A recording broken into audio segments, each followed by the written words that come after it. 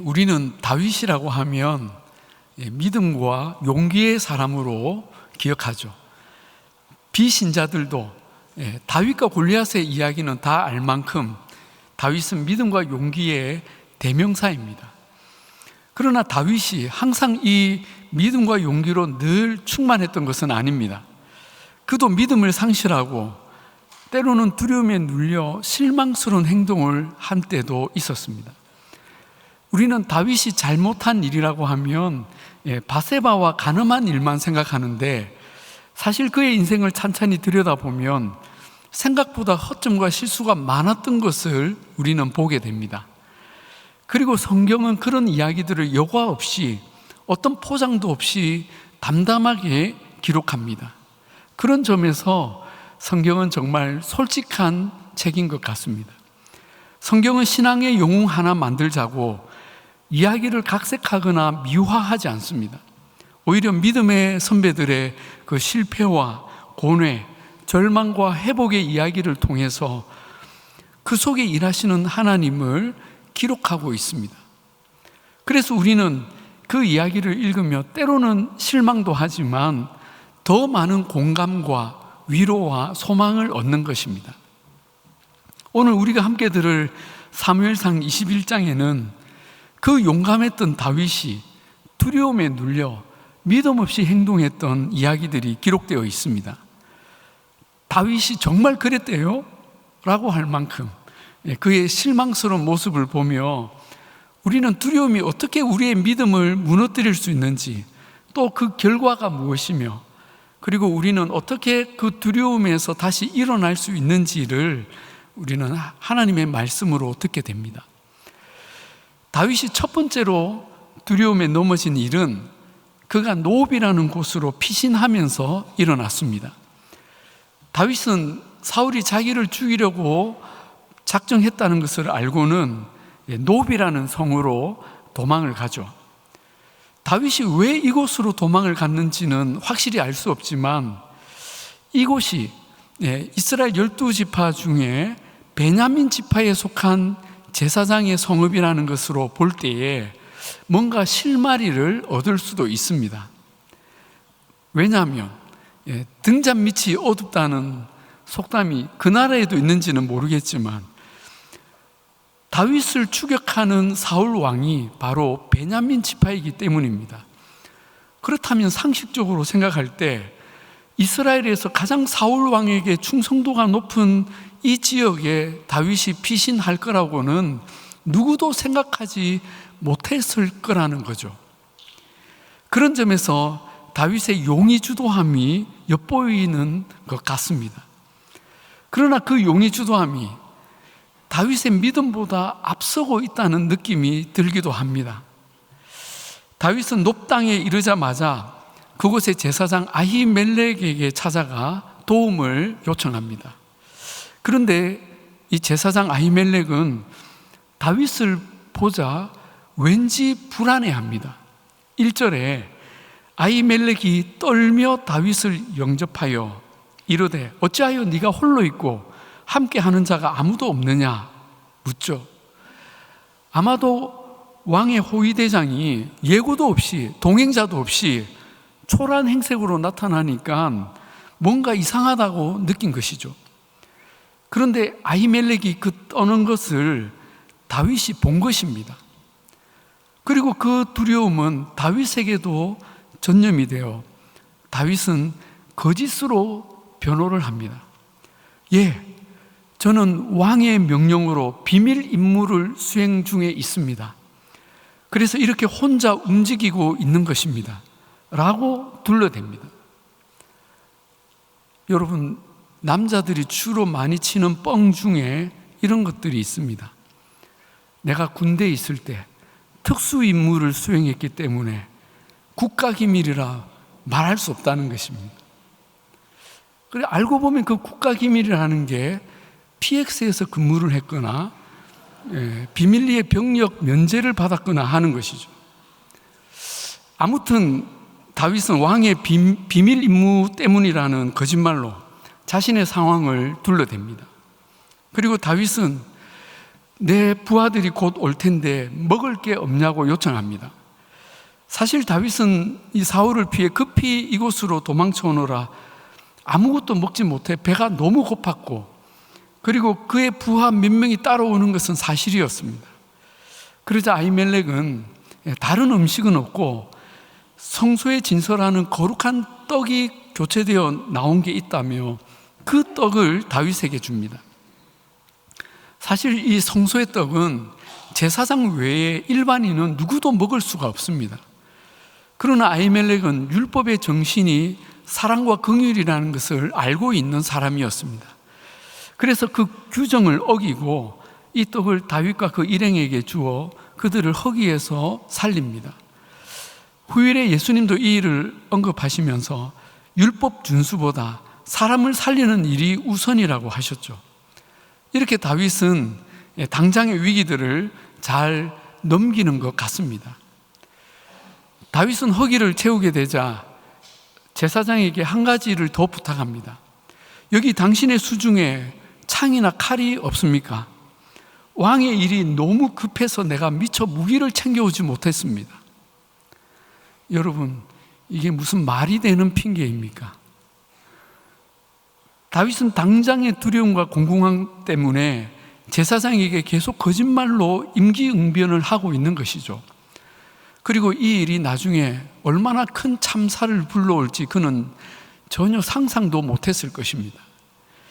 아히멜렉 제사장은 무기를 구하는 다윗에게 당신이 전에 죽였던 골리앗의 칼이 여기에 있긴 합니다. 무기는 그것뿐인데 원하시면 드릴까요? 라고 합니다. 그러자 다윗이 너무 좋아하면서 그 같은 것이 또 없나니 내게 주소서라고 하죠. 여러분, 우리는 여기서 또 한 번 다윗의 달라진 모습을 보게 됩니다. 이 칼이 누구의 칼이라는 겁니까? 몇 년 전에 자기가 죽였던 골리앗의 칼입니다. 골리앗은 3m의 거구였고 전신을 중무장한 데다가 이 칼도 들었지만 다윗은 물맷돌 하나로 그를 죽이지 않았습니까? 그때 다윗이 골리앗에게 했던 말이 무엇입니까? 골리앗, 너는 칼과 창과 단창으로 내게 나오지만 나는 만군의 여호와의 이름, 곧 네가 모욕하는 이스라엘 군대의 하나님의 이름으로 내게 나아간다. 여호와의 구원하심이 칼과 창에 있지 아니함을 이 무리에게 알게 하리라. 그렇게 했죠. 그때 다윗은 용감하게 믿음으로 골리앗과 싸웠고 그 골리앗의 칼로 그의 목을 베었습니다. 그랬던 다윗이 지금은 그 같은 것이 또 없다면서 그걸 달라고 하고 있죠. 다윗이 그 패배자의 칼을 챙겼다는 사실에서 우리는 씁쓸함을 느끼게 됩니다. 그렇습니다. 두려움은 우리의 믿음을 후퇴시키고 정직함을 굽게 하고 과거에 폐기 처분했던 것을 다시 끄집어내게 만듭니다. 하지만 분명한 것은 그런 거짓말로 변명하고 칼과 방패로 무장해도 우리의 두려움을 완전히 없앨 수는 없다는 것입니다.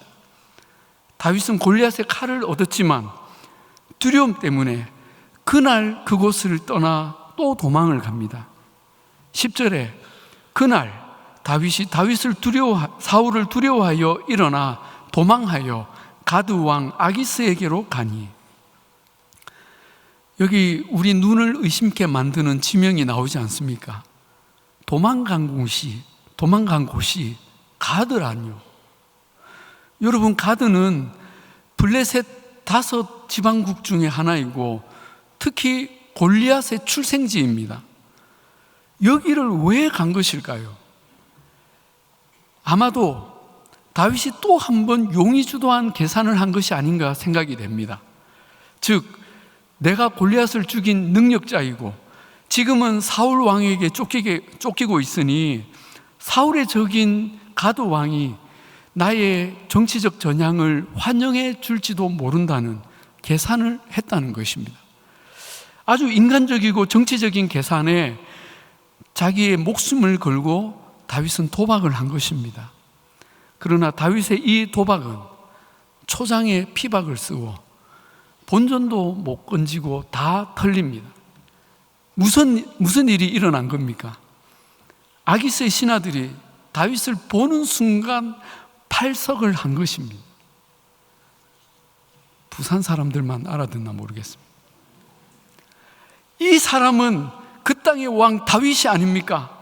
이 사람이 우리 장수 골리앗을 죽였고, 그때 사람들이 사울이 죽인 자는 천천히요 다윗이 죽인 자는 만만이라고 노래까지 부르지 않았습니까? 너무 분명하게 기억하고 있는 것입니다.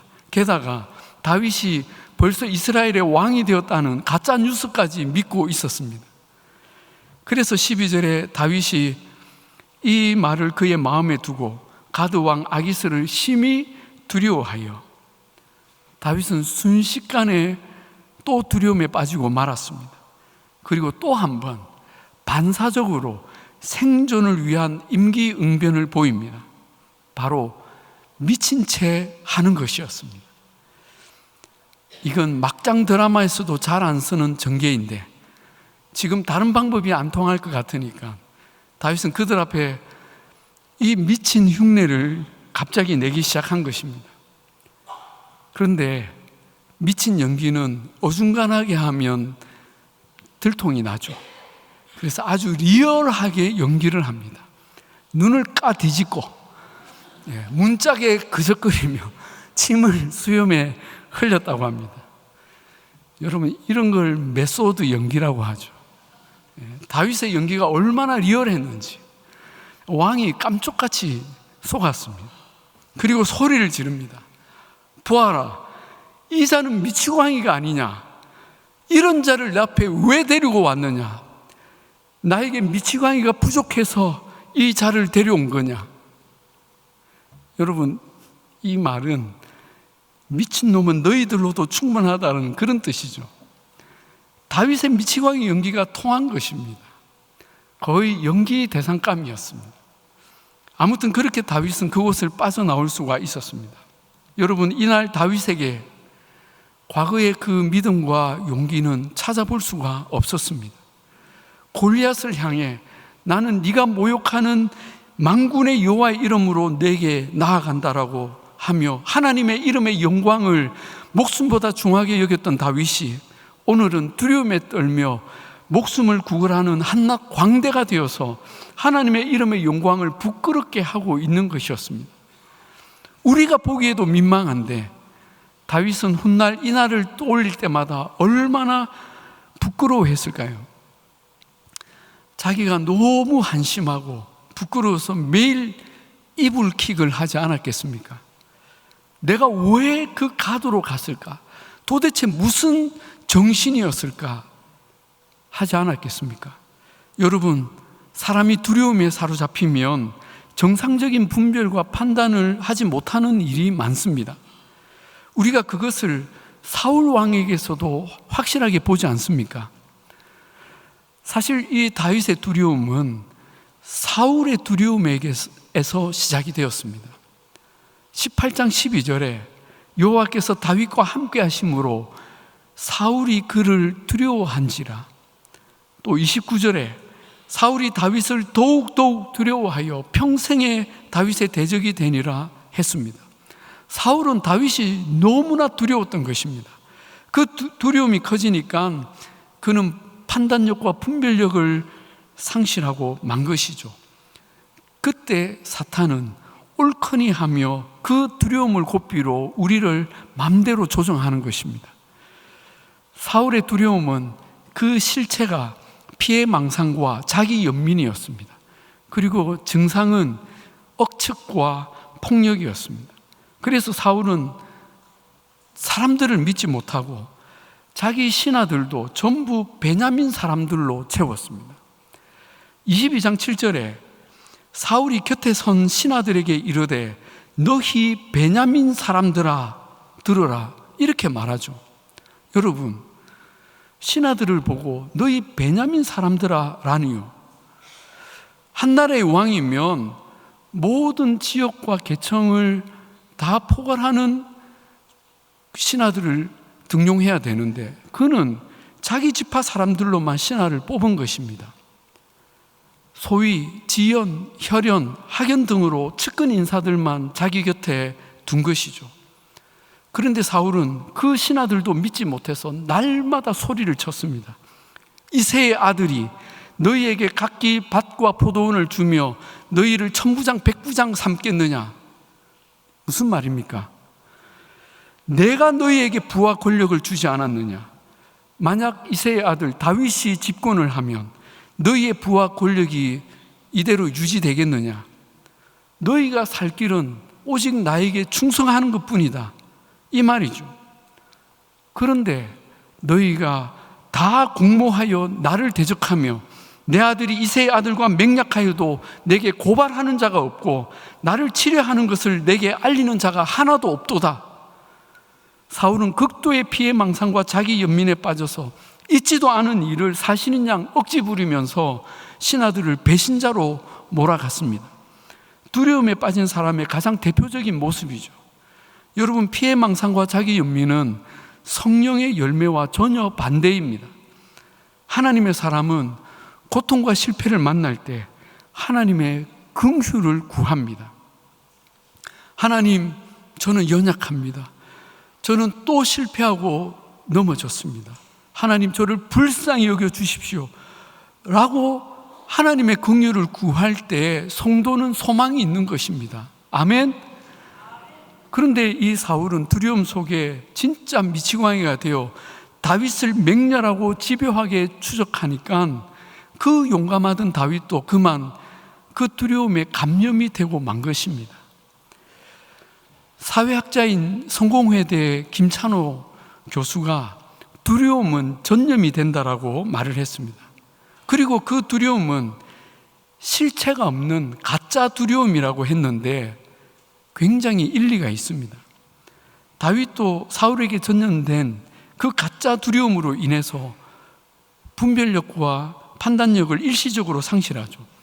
그래서 가드로 도망가는 어처구니 없는 일을 했던 것입니다. 그리고 다윗의 그 두려움이 실제가 아닌 가짜였음이 얼마 있지 않아서 드러납니다. 아까 다윗이 제사장 아히멜렉에게 여러 번 도움을 받고도 그날 가드로 도망을 갔죠.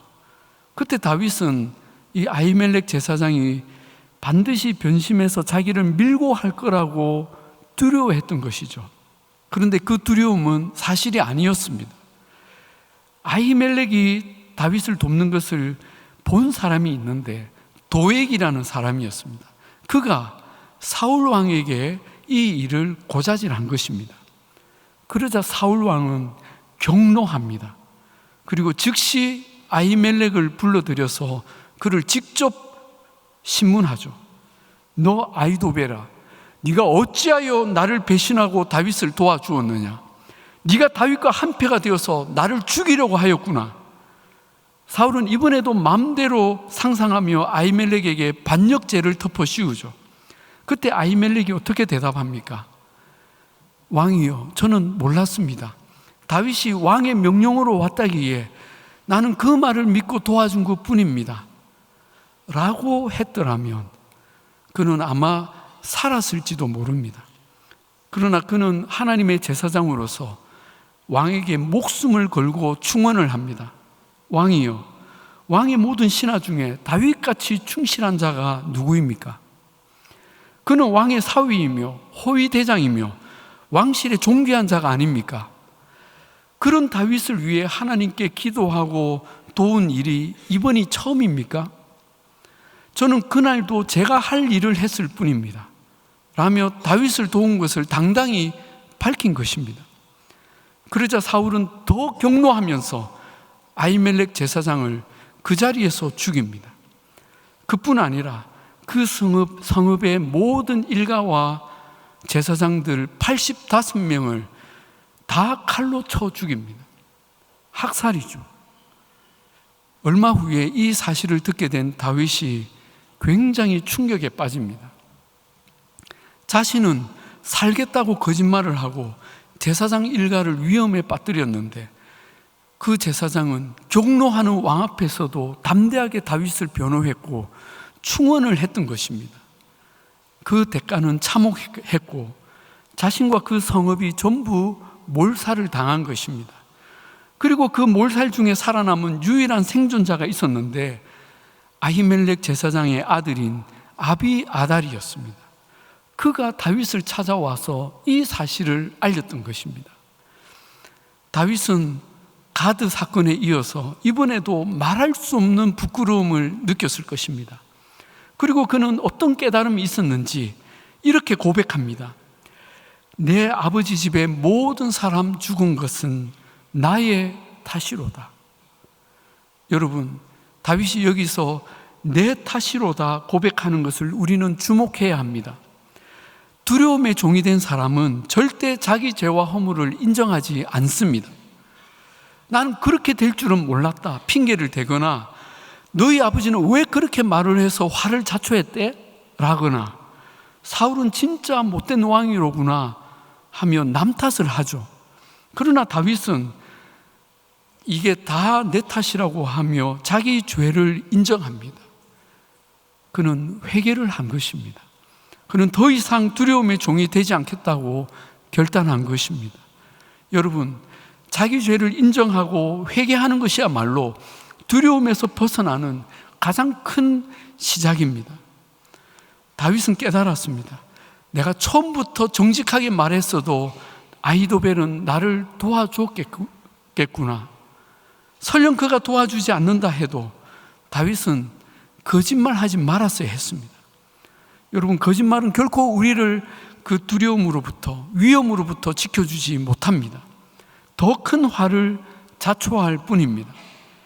다윗은 혹독한 대가를 치르고 나서야 정신을 차리고 이 가짜 두려움과 맞서기 시작합니다. 사랑하는 여러분, 우리는 다윗의 이 실패를 보며 우리도 예외가 아님을 깨닫게 됩니다. 세상에 우리를 두렵게 만드는 것들이 얼마나 많습니까? 윗사람이 두렵고, 경쟁자가 두렵고, 시댁이 두렵고, 아내가 두렵고, 남편이 두렵습니다. 가난해지는 것이 두렵고, 따돌림 받는 것이 두렵고, 병드는 것이 두렵고, 죽는 것이 두렵지 않습니까? 그래서 우리는 너무나 자주 염려하고 핑계를 대고 때로는 정직하지 못한 임기응변을 하며 삽니다. 그럴 때마다 우리는 실패감을 느낍니다. 그렇다면 여러분, 우리의 신앙은 이런 두려움과 실패의 문제에 과연 어떤 도움을 주는 것입니까? 우리가 하나님을 믿기 전과 다른 점이 있다면 우리는 그 실패로 아주 넘어지지 않는다는 것입니다. 하나님의 사람은 실패를 통해서 또 배웁니다. 그리고 다시 나아갑니다. 그 실패를 딛고 다시 일어나는 것입니다. 다윗은 이날 다 내 탓이라고 말한 후에 정직했던 예전의 모습을 회복하기 시작합니다. 다윗을 다시 회복시킨 회복 탄력성은 바로 그의 신앙이었고 성령께서 그를 도와주기 시작하셨습니다. 그래서 이후로 그는 모든 일을 하나님께 묻고 순종하며 그 두려움을 다스리기 시작합니다. 또한 하나님은 우리의 실패와 실수에도 모든 것이 합력하여 선을 이루게 하십니다. 그 죽은 아히멜렉 제사장의 아들이며 유일한 생존자였던 아비아달은 이후에 다윗의 동력자가 되어서 다윗을 따르게 됩니다.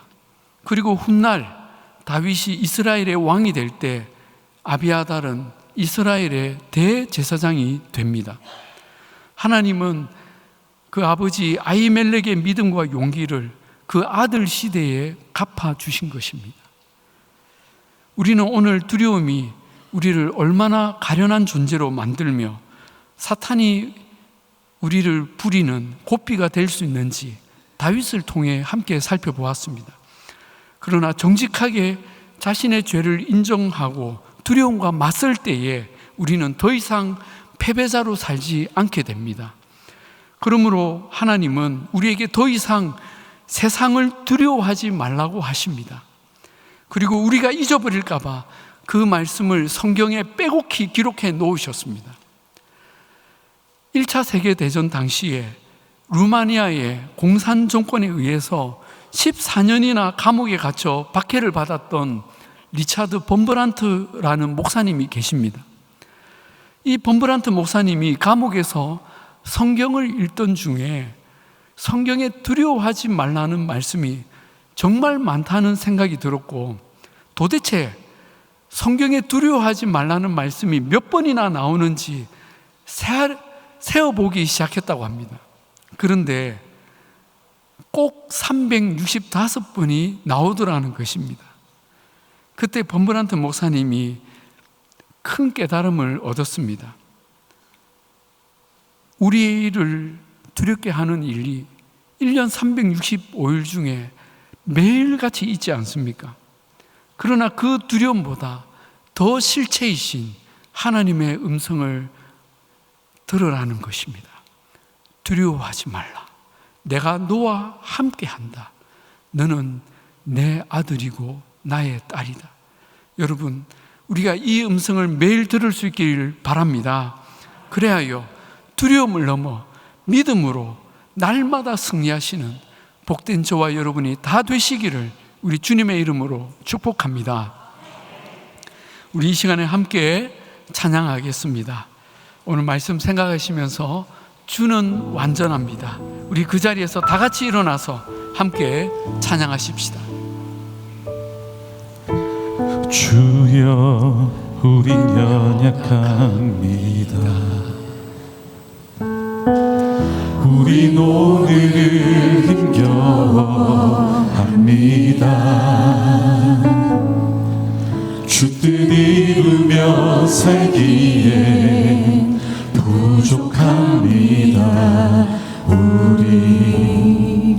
우린 연약합니다.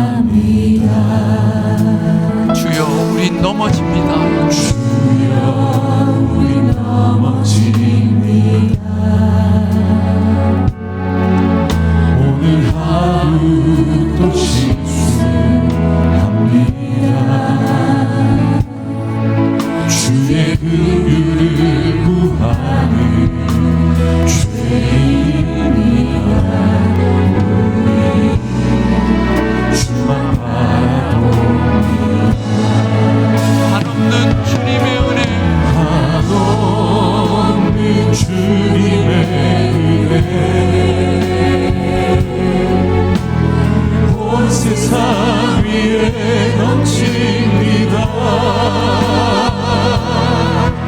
가릴 수 없는 주여,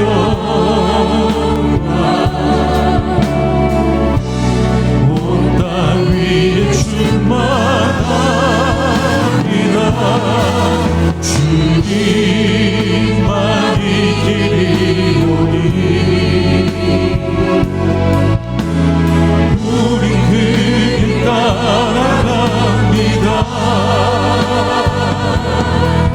그 안에 우리 이루시. 주는 완전합니다. 한없는 주님의 은혜, 한없는 주님의